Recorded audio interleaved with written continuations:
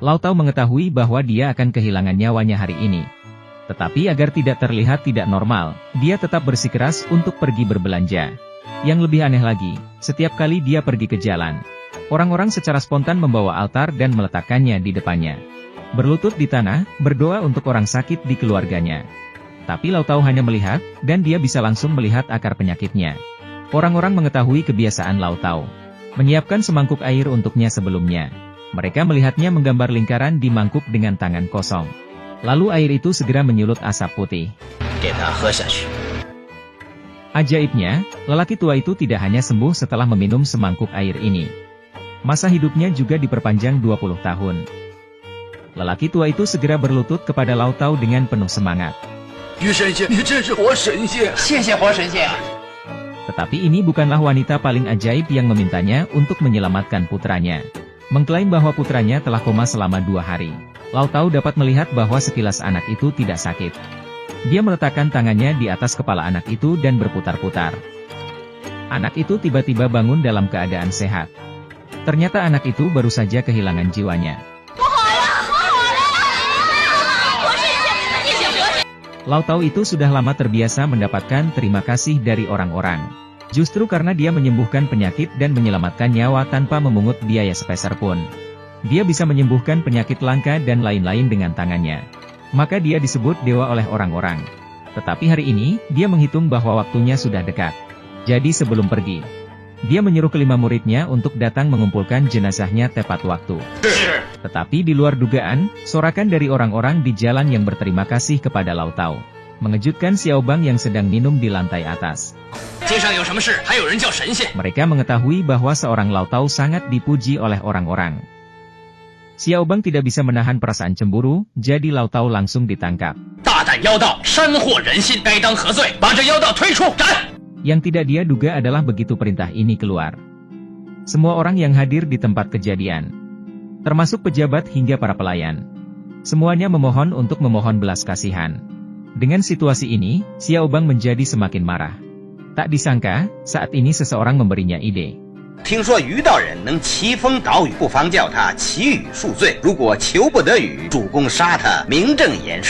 Setelah mendengar ini, Xiao Bang langsung setuju untuk membiarkan dia melihat kesaktian apa yang dimiliki lelaki tua ini. Lau Tao menghitung bahwa dia akan kehilangan nyawanya hari ini.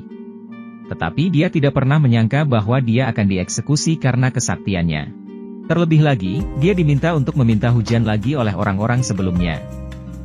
Melihat bahwa siang telah tiba, apalagi hujan, bahkan tidak ada hembusan angin sejuk yang bertiup. Atas perintah Xiao Bang, para prajurit mengangkat obor dan menyalakan tumpukan kayu bakar. Saat tumpukan kayu bakar dinyalakan, Lau Tao itu hanya meniup api dari kejauhan, dan api padam seketika. Asap hitam pekat mengepul. Tepat setelah asap hitam melayang ke udara, itu berubah menjadi awan gelap. 7 detik kemudian, langit benar-benar mulai hujan deras. Orang-orang biasa tidak melihat hujan selama beberapa tahun. Mereka menghela nafas dengan gembira. Semakin meyakinkan bahwa Lau Tao itu benar-benar dewa. Tapi ini bukan hal yang paling menakjubkan. Tepat setelah air hujan mengalir, Lau Tao memberi perintah ke langit, dan hujan benar-benar berhenti. Melihat situasi ini, semua orang berlutut dan bersujud kepada Lau Tao. Bahkan para pejabat besar dan kecil, bergegas turun dan berlutut kepada Lau Tao. Sama sekali mengabaikan pakaian istana di tubuh mereka. Kali ini, Xiao Bang menjadi semakin cemburu. Jadi terlepas dari penentangan semua orang, dia bersikeras untuk memenggal kepalanya untuk diperlihatkan kepada publik.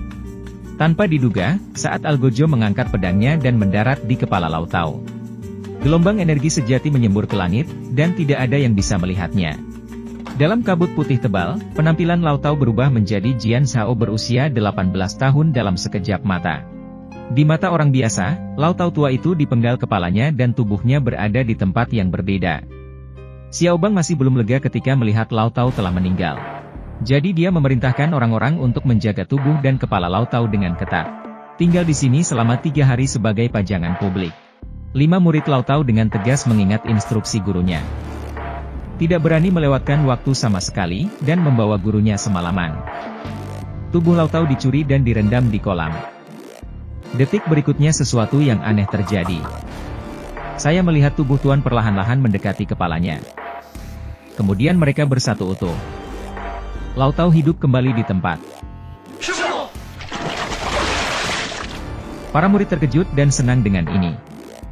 Tanpa diduga, tuannya memberitahu mereka bahwa dia memang sudah mati. Lau Tao ini dibangkitkan hanya 1 hari setelah kematiannya. Tetapi itu karena dia lupa memberitahu murid-muridnya suatu hal yang penting. Ternyata setelah kematian Lau Tao, dia bisa mencapai Taoisme dan naik ke keabadian. Tetapi secara tak terduga menemui hambatan. Hanya setelah malapetaka dia dapat menyelesaikan kebaikan dan kebajikannya. Oleh karena itu, dia menyuruh murid-muridnya untuk melindungi tubuhnya dari kerusakan dalam waktu 79 hari. Selain itu, para murid harus mengetuk penutup roh surgawi 3 kali setiap 2 jam. Untuk membimbing jiwa master untuk berlatih. Pada saat yang sama, Xiao Bang mengetahui keberadaan Lau Tao tua dari penjaga. Mengetahui bahwa hanya dengan menghancurkan tubuhnya, Lau Tao tidak dapat lagi membuat masalah. Setelah mendengar ini, Xiao Bang sangat bersemangat. Segera ingin membawa seseorang untuk menghancurkan tubuh Lau Tao. Tetapi dia tidak tahu bahwa ini sebenarnya adalah jebakan yang dipasang oleh penjaga untuknya. Ternyata dia ingin menggunakan Lau Tao untuk membunuh Xiao Bang agar bisa menggantikan tempatnya. Di tengah malam, di bawah kepemimpinan penjaga, Xiao Bang menemukan Taois yang dipraktikkan oleh Lau Tao.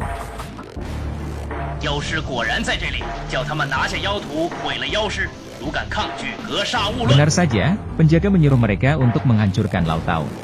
Melihat pihak lain tidak baik, kelima murid itu menunjukkan pedang mereka satu demi satu, bersumpah untuk melindungi jiwa tuannya sampai mati. Pada titik ini, kedua belah pihak melancarkan pertempuran sengit. Xiao Bang mengambil kesempatan untuk pergi ke arah Lau Tao. Tetapi bagaimana mungkin murid itu dengan mudah membiarkannya berhasil?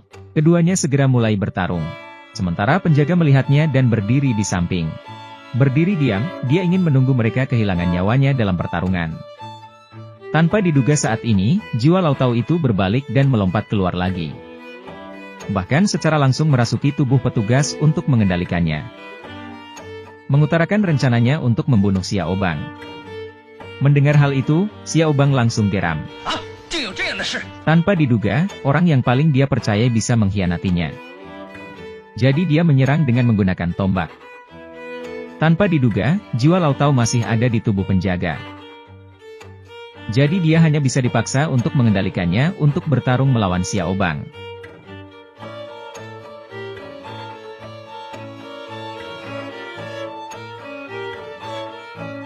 Jika dia ingin keluar, seseorang harus mengetuk penutup roh surgawi 3 kali. Tapi sekarang kelima murid kehilangan nyawa mereka untuk melindungi tuannya. Tepat ketika Lau Tao tidak tahu harus berbuat apa, istri Xiao Bang mendapat kabar dan datang dengan pasukan.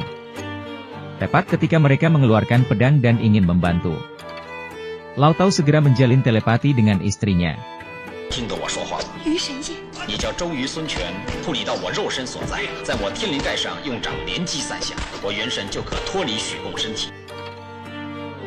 Dia mendapat perintah, dan bergegas ke sisi Lau Tao. Mengetuk kepala Lau Tao dengan tangannya. Setelah 3 pukulan, Lau Tao benar-benar terbang keluar dari tubuh petugas. Akhirnya membantu Xiao Bang untuk melemparkan petugas ke dalam kolam. Menyalakan api, dan membakarnya hidup-hidup. Setelah melalui malapetaka ini, Lau Tao akhirnya menyelesaikan kebaikan dan kebajikannya dan berhasil naik ke keabadian.